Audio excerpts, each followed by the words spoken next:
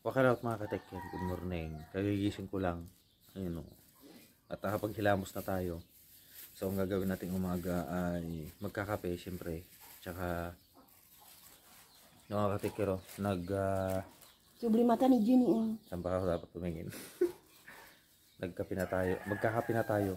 Tapos kakain tayo ng pang-umagahan para malakas tayong magsalita mamaya.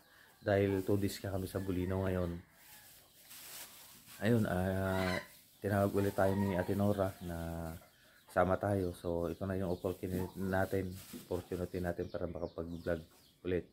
So, kasama ko dito si Nanay. Nagpe-prepare na rin siya ng kanyang paninda. Ayun, morning, Nay. Morning. Kumita ka mata, gising ka mata. Hi, gano'n mata. Hi. Yan si Nanay ko, napakabait. Yan. Napakabait talaga. Lahat naman ng nanay mabait talaga. Yan.